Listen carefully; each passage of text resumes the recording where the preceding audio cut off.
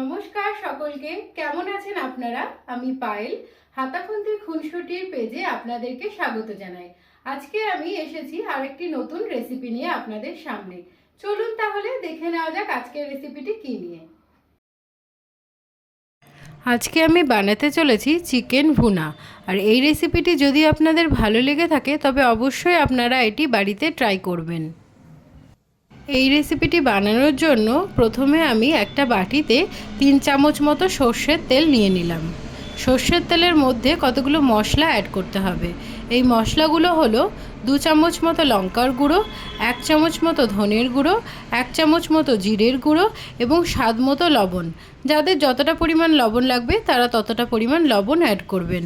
আর তার সাথে দিয়ে দিতে হবে 4 চামচের 4 ভাগের 1 ভাগ হলুদ গুঁড়ো। এই সমস্ত কিছু মিশ্রণটিতে অ্যাড করার পরে মিশ্রণটিকে ভালো করে মিশিয়ে নিতে হবে এবং এই মিশ্রণটির মধ্যে 2 চামচ মতো ভিনিগারও দিয়ে দিতে হবে।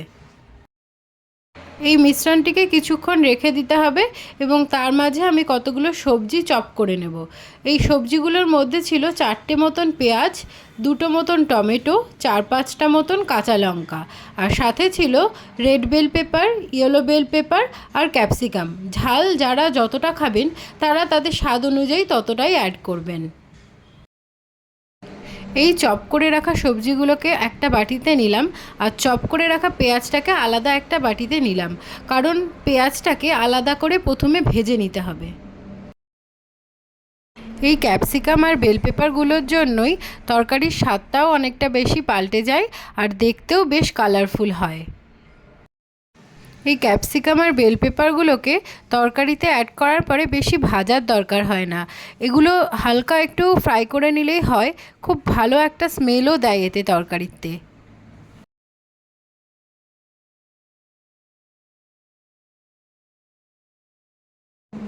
ফাইনালি আমি চপ করে রাখা পেঁয়াজটাকে আলাদা করে রাখলাম আর চপ করে রাখা সমস্ত সবজিগুলোকে আলাদা করে রাখলাম।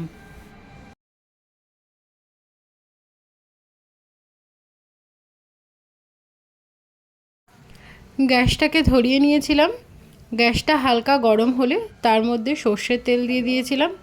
এই 4 চামচ মতো সর্ষের তেল অ্যাড করে দিয়েছিলাম আর সাথে আমার চিমনিটাকেও চালিয়ে নিয়েছিলাম, নইলে সারা ঘর তেল তেল হয়ে যেত। তারপরে চপ করে রাখা পেঁয়াজগুলোকে এই তেলের মধ্যে দিয়ে দিলাম। অবশ্যই তেলটাকে গরম করে নিতে হবে আগে। আর পেঁয়াজটা খুব সুন্দর ভাজা হয় যদি তার মধ্যে অল্প পরিমাণ লবণ অ্যাড করে নেওয়া যায়।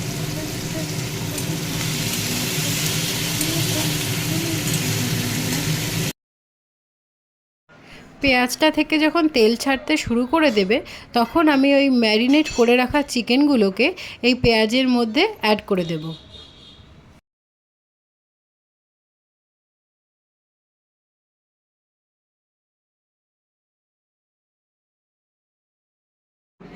তারপরে এই চিকেনগুলোকে ওই পেঁয়াজের সাথে ভালো করে মিশিয়ে নেব এবং এটাকেও হালকা হালকা ফ্রাই করে নেব।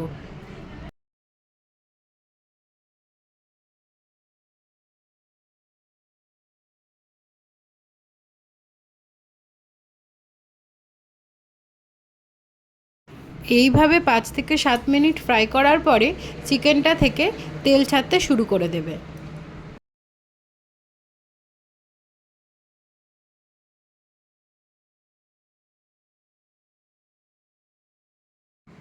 চিকেনটাকে যখন কষাবো তার সাথেই সবজিগুলোকে অ্যাড করে দিয়েছিলাম। দেখুন এই কালারফুল সবজিগুলো দেওয়ার ফলে কি সুন্দর লাগছে দেখতে। সবজিগুলোকে চিকেনের মধ্যে অ্যাড করার পরে ভালো করে চিকেনের সাথে সবজিগুলোকে মিশিয়ে নিলাম।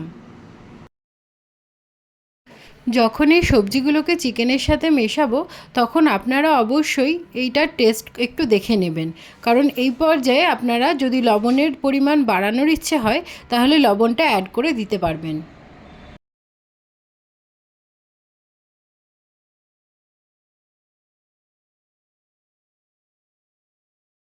সবজিগুলো অ্যাড করার পরে চিকেনটা ঠিক এই রকম লাগছিল দেখতে। আর এই সময় গ্যাসটাকে মিডিয়াম ফ্লেমে রাখাটাই ভালো হয়। এই সময় গ্যাসটা বেশি জোরে দিলে তরকারিটা লেগে যাওয়ার সম্ভাবনা থাকে। ফাইনালি যখন দেখলাম চিকেনগুলো সেদ্ধ হয়ে গেছে তখন তার মধ্যে এই 1 চামচ মতন চিকেন কারি মশলা অ্যাড করে দিলাম।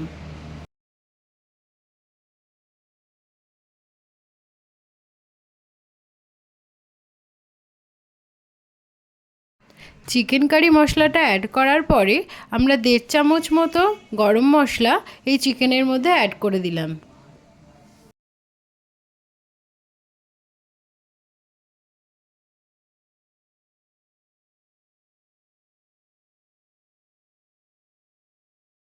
তারপরে এই মশলাগুলোর সাথে চিকেনটাকে ভালো করে মিশিয়ে নিলাম। এই মশলাগুলোকে অ্যাড করার পরে গ্যাসের ওভেনে এই চিকেনটাকে 1 মিনিট মতো নাড়ি চাড়িয়ে নিলেই আমার চিকেন ভুনা রেডি। এই ছিল আমার আজকের চিকেন ভুনার ফাইনাল লুক।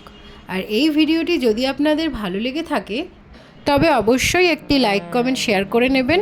আর আমার চ্যানেলে সর্বপ্রথম আপডেট পাওয়ার জন্য আমার চ্যানেলটিকে সাবস্ক্রাইব করে নেবেন। দেখা হচ্ছে আবার পরবর্তী ভিডিওতে। ততক্ষণে সকলে ভালো থাকবেন, সুস্থ থাকবেন।